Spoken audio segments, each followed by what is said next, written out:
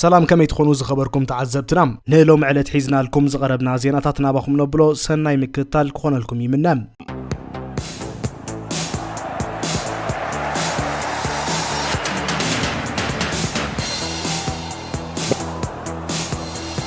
نايفي كاب ناي ربعي فصامي عچام سوني 9 مغابي دحر موداقو عبي تخلبات بريمير ليج عاد انجليز ابن نحر حدن زكايدو ግጥም ተሰሪዕለናሎም ድሕረ ጫ ሙዳቆ ዝተሰርዐ ግጥማት ምስ ንሪም ማንቸስተር ሲቲ ምስ ሊቨርፑል እዚ ናይ ዙርያ ዛዕቤን በአጎ ትጽቢት ተገይሩሉን ዘሎ ግጥም ኮይኑ ናይ 2023 ቻምፒየንስ ውድድር ዝነበረት ማንቸስተር ሲቲ ምስታብ 2022 ነዚ ውድድር ዝተዓወተትሉ ሊቨርፑል ኣብ ሜዳ ኢቲሃድ ክትገጥም እያ እጾታ እዚ ክልተ ሓያላት ጋንታታት ዓዲ እንግሊዝ ዘራኽብ ብምዃኖም ዓብ ትጽቢት ተነቢሩሉ ዘሎ እዩ ቸልሲ ምስ ፖርት ቬል ቸልሲ ሜዳ ስታንፎርድ ብሪጅ ለታብ ውድድር ዝተረፈት ዝተሓተ ደረጃ ዘለዎ ክለብ ፖርት ቬል ከተንግዲያ ፖርት ቬል ኣብ ሳልሳይ ዲቪዥን ትወዳደር ዘላ ጋንታ እኳ እንተኾነት ነሳንደርላንድ ብምስዓር ግን ዘለድንቕ ታሪኽ ሰሪሓ ናብ ደረጃ በፂሓ ትርከባላ ሳውዝሃምፕተን ምስ አርሰናል ናብ ሜዳ ታብ ካልኣይ ዲቪዥን ቻምፒየንሺፕ ትርከብ ክለብ ሳውዝሃምፕተን ክትጓዓዝ እያ ሳውዝሃምፕተን ፉልሃም ብምስዓርያ ናብ ዙርያ ሓሊፋ ዘላ ዌስት ሃም አንጻር ሊድስ ዩናይትድ ድሕሪ 2003 መጀመርታ ጊዜ ናብ ውድድር ርብዕ ፍጻሜ ኤፍኤ ካፕ በፂሓላ መወዳደርታ ድማ ታሶኒ ምሸት አንጻር ብሬንፈርድ ገጢማ ብፍጹም ቅላት ዓዊታ ዝወፀት ኣብ ትሕቲ ኑኖ ኤስፒሪቶ ሳንቶ ተሓዲሳ ዘላ ለንደናዊት ክለብ ዌስት ሃም እያ ኩሎም ጾታታት ኣብ ዕለት 4-5 ሚያዝያ ክካየዱ መደብ ወፂሎም ኣሎም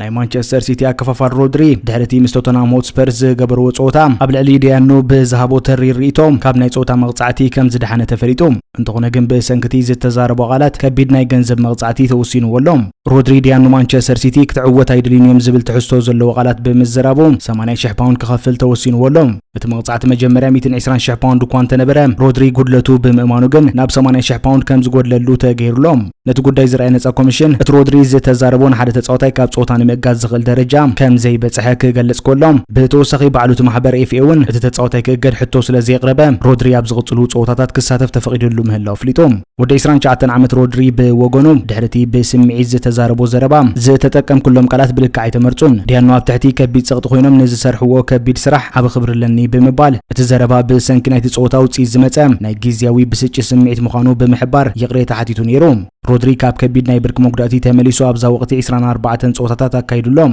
እዚ ስፓኛው ክፋፋሊ ካብ ናይ ጾታ መቕጻዕቲ ምድሓኑ ንፔፕ ጓርዲዮላ ዓቢ ብስራት እዩ ምክንያቱ ጓርዲዮላ ባዕሉ ናይ ክልተ ጾታታት መቕጻዕቲ ተወሲንዎ ስለዘሎም ሮድሪ ኣብ ሜዳ ወሳኒ ተጻዋታይ ብምዃን ነተራዚ ኣሰልጣኒ ክሽፍን ድርብ ስራሕ ክወሃቦ እዩ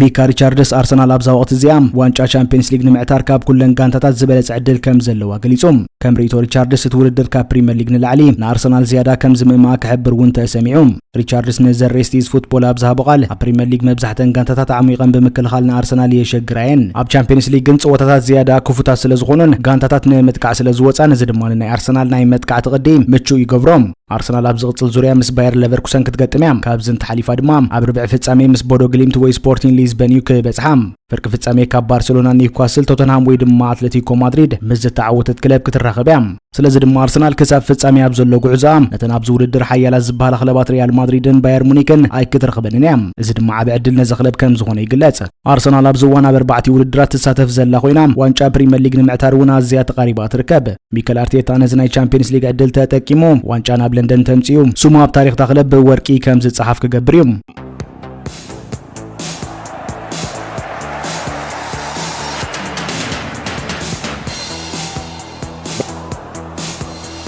አሌክሲስ ማካሊስተር ምስ ሊቨርፑል ሓድሽ ናይ ውዕል ምንዋሕ ዝርብ ከም ዘይጀመረ ድሕሪ ምግላጹ እዚ ማለት ግን ኣብታ ክለብ ዘለዎ መጻኢ ኣብ ስጋት ወዲቑ ዘይኮነ ተሃዊኹ ዝኾነ ውዕል ክፍርም ድላይ ከም ዘይብሉ ምዃኑ ንጹር ገይርዎ ይርከብ ማካሊስተር ቅድሚቲ ምስ ጋላታሳራይ ዝግበር ናይ ቻምፒየንስ ሊግ ጸወታ ኣብ ዝሃቦ መግለጺ መጀመርታ ነቲ ሓድሽ ውዕል ዝፈረመ ወዲ ጋንቱ ራያን ግራቨንበርግ ናይ እንኳ ሓጎሰካ መልእኽቲ ከም መሓላልፍ ከሎም ራያን ኣብታ ሊቨርፑል ዋንጫ ፕሪሚየር ሊግ ዝዓተረትላ ወቕቲ ኣዝዩ ኣገዳሲ ተጻዋታይ ስለዝነበረ እዚ ሓድሽ ውዕል ብሓቂ ግቦይ ብምባል ክውድሶ ተሰሚዑ ማካሊስተር ቀጺሉ ብዛዕባ ውዕል ምንዋሕ ዝምልከት ዝኾነ ዝርብ ኣይጀመርናን ኣብዚ እዋን ግን ንዑ ቀዳምነት ዝህቦ ነገር ኣይኮነን ከመይላ ሜዳ ብሉጽ ብቕዓት አንጸባሪቐ ነዛ ዓመት ይዛዝማይ ዘሎ እቲ ቀንዲ ኣተኩረይ ብምባል ኣብ ዘኽለብ ውዕሉ ዘናውሕ ጠለብ ዘይምቕራቡ ከምዚ ተሓሳስቡ ሓቢሩ ሊቨርፑል ዝሓለፈ ዓመት ዋንጫ ፕሪምየር ሊግ ተዓትር ከላ ማካሊስተር ሓደ ካብቶም ዓንዲ ማእከል ሜዳታ ጋንታ ኮይኑ ምንባር ይፍለጥ እታ ክለብ ንዝቕጽሉ ዓመታት ኣብዚ መድረኽ ተወዳዳሪት ኮይና ክትቅጽል እንተኮይና ንወሰንቲ ተጻወታ ንምዕቃብ ክሰርሕ ከም ዘለዋ ዝሕበር ዘሎ ኮይኑ እቲ ግራቨንበርግ ዝፈረመ ውዕል ድማ ሓደ ናይዚ መርኣያ ምዃኑ ይግለጽ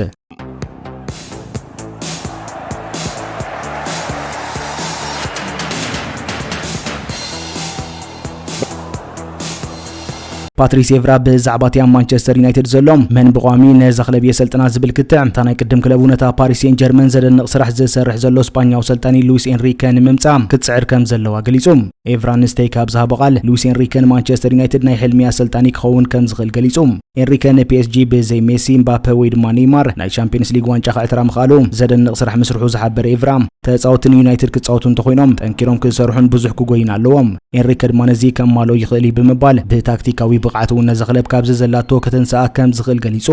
ኤቭራ ዋላ ኮነ ኤንሪኬ ብቋሚ ኣብ ዘኽለብ ክምዘዝ እንተደለየ ነቲ ናይ ቀደም መጻወቱ ማይክል ካሪክ ግን ዝግብኦ ደገፍ ክህቦ ተሰሚዑ እዩ ኤቭራ ካሪክ ነዛ ናይ ቅድም ጋንቱ ናብ ቻምፒየንስ ሊግ ንምምላስ ኣብ ዝገብሮ ዘሎ ጻዕሪ ዘደንቕ ስራሕ ይሰርሕ ከም ዘሎን ዕድል ክወሃቦ ከም ዝግባእን ገሊጹ ኤቭራ ነቶም ኣብ ልዕሊ ካሪክ ተሪር ነቐፌታት ዘስምዑ ዘለዉ ነባራት ተጻወቲ ዩናይትድ እውን ብትሪ ተቃዊሞም ኣሎም ስኮልስ ንዩናይትድ ኣብ ትሕቲ ካሪክ ከም ዘይተማሓየሸ ድሕሪ ምግላጹ ኤቭራ ብጎኒ ካሪክ ብምዃን ንስኮልስ ክምልሰሉ ተሰሚዑ ነይሩ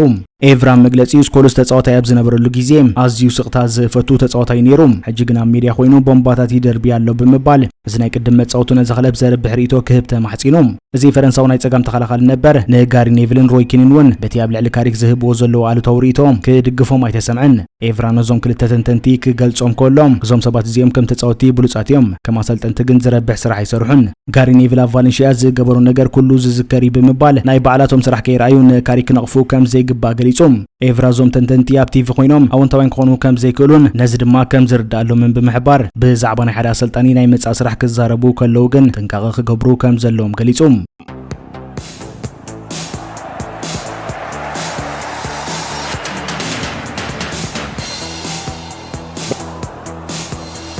ሩሲያዊ ቢሊዮነር ሮማን አብራሃሞቪች ንክለብ ቸልሲ ካብ ዝሸጠሉ ብመንግስቲ ዓዲ እንግሊዝ ተኣጊዱ ካብ ዘሎም 2.35 ቢልዮን ፓውንድ ብዝምልከት ብሕጋዊ ተጣበቕቱ ቢሉ ንመንግስቲ መጠንቀቕታ ሂቡሎም ጠበቃታት አብራሃሞቪች እቲ ተኣጊዱ ዘሎ ገንዘብ ሙሉእ ብሙሉእ ናይ ዓሚሎም ምዃኑ ብምግላጽ መንግስቲ ነቲ ገንዘብ ንምውራስ ዝገብሮ ዝኾነ ይኹን ፈተነ ብሕጊ ክቃለስዎ ምዃኖም ኣፍሊጦም ኣለዉ አብራሃሞቪች ነቲ ገንዘብ ንግዳያት ኩናት ንምርዳእ ክውዕል ድሌት እኳ እንተሃለዎም እዚ ግን ብናቱ ውሳኔን ቅድመ ኩነትን ክኸውን ከም ዝደሊ ገሊጹሎም እዚ ገንዘብ ቸልሲ ኣብ 2022 ክሽየጥ ከላ ኣብ ፍሉይ ናይ ባንክ ሕሳብ ተኣጊዱ ዝጸንሐ ኮይኑ መንግስቲ ዓዲ እንግሊዝ ነቲ ገንዘብ ንግዳያት ኩናት ዩክሬን ጥራይ ክውዕል ክደሊ ከሎም አብራሃሞቪች ግን ብዝያድልዎም ንኹሎም ግዳያት ኩናት ክኸውን ይጽዋዓሎም እዚ ክትዕ ነዊሕ ግዜ ዝወሰደ ኮይኑ ሕጂ ግን ቶም ጠበቃታት ብወግዒ መጠንቀቕታ ብምሃቦም እቲ ጉዳይ ናብ ቤት ፍርዲ ክኸይድ ከም ዝኽእል ምልክታት የርኢ ከም ዘሎ ይሕበር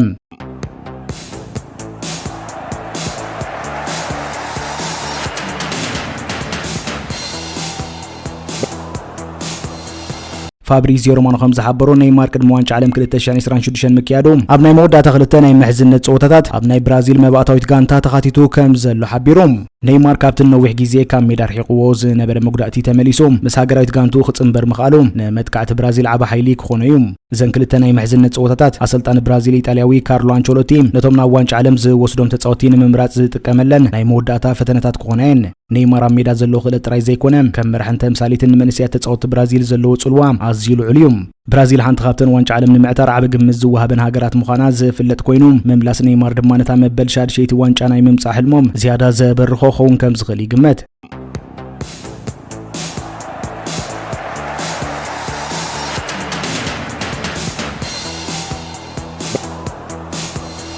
ዛብ ሰሊ ንሪኦ ዘለና ጋረት ጆሰማን ዝተባሃለ ደጋፊ አርሰናል ኮይኑ ካብ ዝገበሮ መጥባሕቲ ድሕሪ ምትንሱ ዘቕረቦ ሕቶም ካብ መቕረቡ ሓሊፉ ንኹሉ ተኸታታሊ ማሕበራዊ ሚድያ ገሪሙሎም ጋረት ካብ ዝተዋህቦ መደንዘዚ ድሕሪ ምንቅሑ ዘቕረቦ ናይ መጀመርታ ሕቶ አርሰናል አንጻር ብራይተን ተዓዊታ ድያ ዝብል ክኸውን ከሎም ቀፂሉ ድማ ውፅኢት ማንቸስተር ሲቲ ክሓትት ተሰሚዑ አርሰናል ነቲ 22 ዓመታት ዝጸንሐ ጽምኢ ጽዋ ፕሪምየር ሊግ ንምሕቃቕ ካብ ትቃረበሉ ዘላ ወሳኒ መድረኽ እቲ ኣብ መንጎ ክለብን ደገፍታን ዘሎ ርክብ ካብ ሜዳ ሓሊፉ ናብ ዘይተጸበናዮ ስምዒታዊ መድረኽ ተሰጋጊሩሎም